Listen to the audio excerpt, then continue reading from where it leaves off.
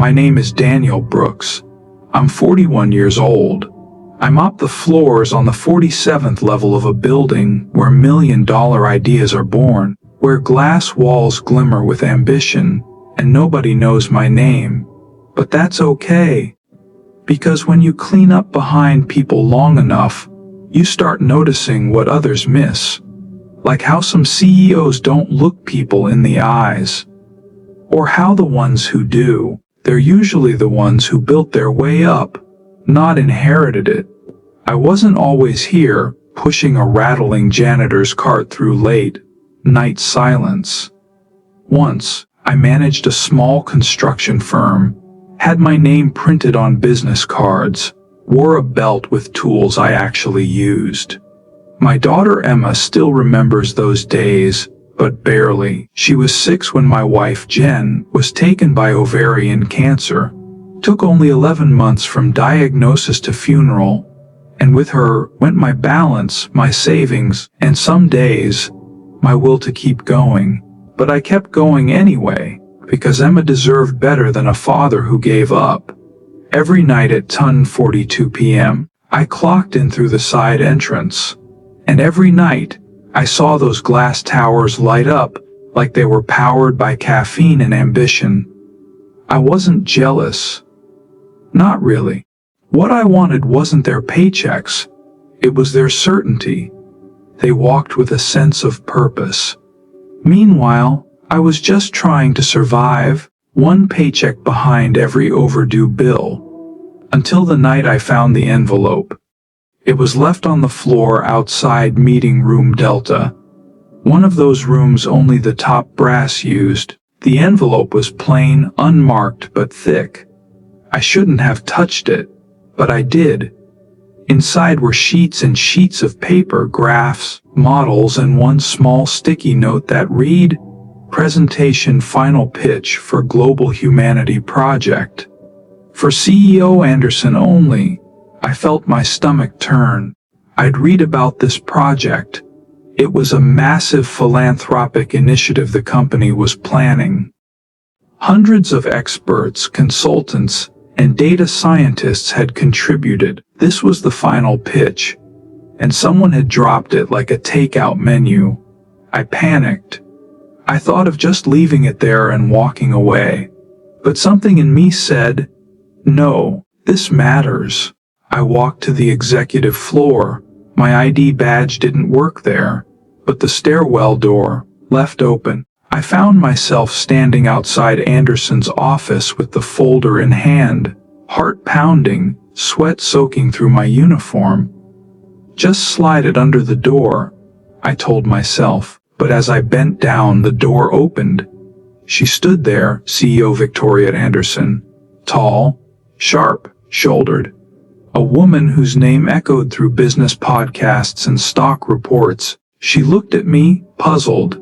I stammered, held out the folder like a child offering a crumpled drawing. "This was dropped. I think it's yours." Her brow furrowed, then relaxed.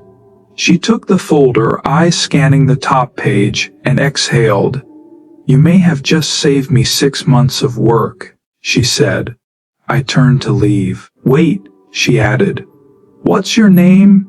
No one ever asked that. Not here. 2 nights later, I was mopping the 17th floor when she found me again. "Daniel, right?" she said. I almost dropped the mop. She asked me something strange. "Do you have time to sit in on a session tomorrow?" I thought she was joking. "Me? You?" she smiled. "Yes, you. You see things. You don't talk like the others. I need a different perspective." That's how I found myself the next morning, wearing a collared shirt I hadn't touched since my wife's funeral, sitting in the back of a mahogany conference room, while 12 people with degrees from Yale, Stanford, and MIT debated human impact algorithms and international grant logistics. And me, I just listened, until they started arguing about efficiency vs. empathy. And I said softly, "It's not about saving the most people. It's about saving the ones everyone else overlooks. A silence. Then Anderson nodded. Exactly. That one sentence turned into 3 meetings. Then 6. People started whispering. The janitor who kept getting invited to boardrooms. I wasn't hired. I wasn't trained. But Anderson kept me close, always watching how I reacted, always asking what I saw. And then she did something I didn't expect. She gave me a file labeled, "The Humanity Trial Phase 1 Candidates." She said, "Out of these 100 experts, I want you to eliminate 90. Based only on what you feel. Who would you trust with your daughter's future? Who would actually listen to someone invisible?" I stayed up the entire night. I didn't pick based on resumes or degrees. I picked the ones who wrote their emails like they still remembered how to say, "Please." The ones who mentioned field experience, not just labs. The ones who still used phrases like real-world problems. I was late to Emma's birthday that week. Hadn't missed a single one in 9 years, but that night, I was helping Anderson prepare for the official presentation to the board. When I got home, Emma was asleep. Cake half eaten, a party hat still on. I stood there in silence, guilt crushing me. I was chasing something bigger now, but what if I lost what mattered most?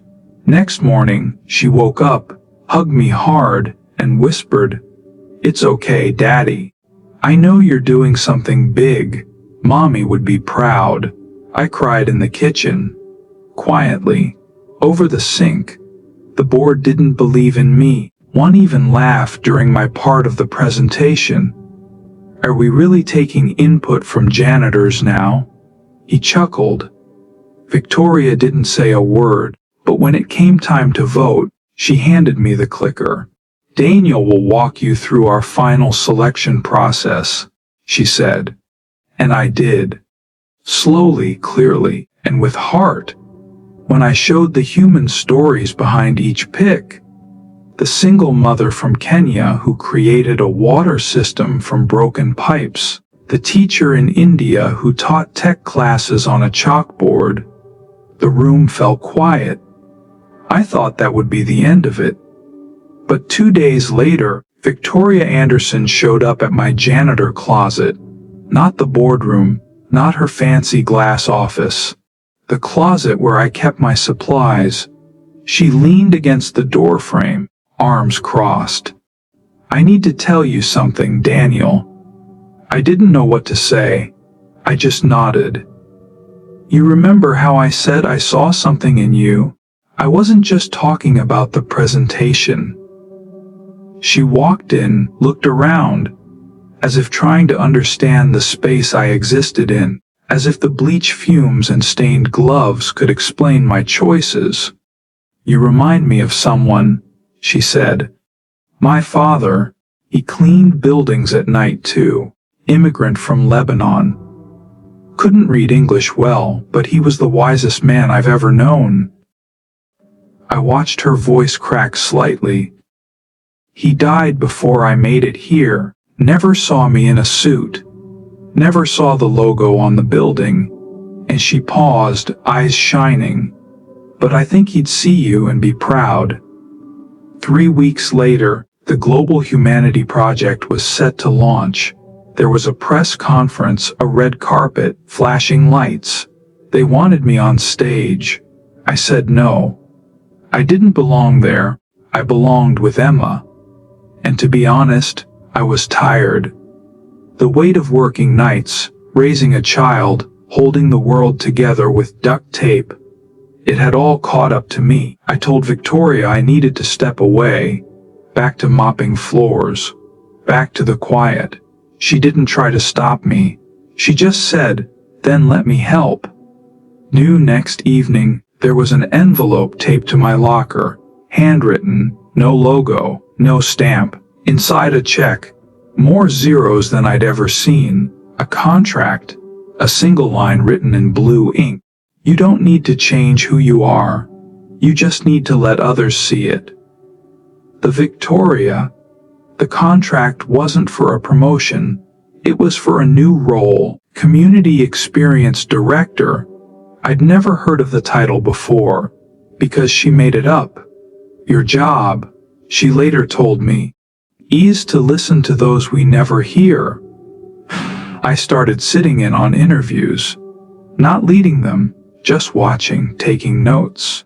Candidates thought I was the guy who fixed the light bulbs, and I saw everything. The arrogance, the rehearsed charm, the subtle way some experts talked to people instead of to them. I flagged people who didn't thank the receptionist, who ignored the intern, who only looked Anderson in the eye, and she listened. We didn't pick the smartest. We picked the ones who gave a damn.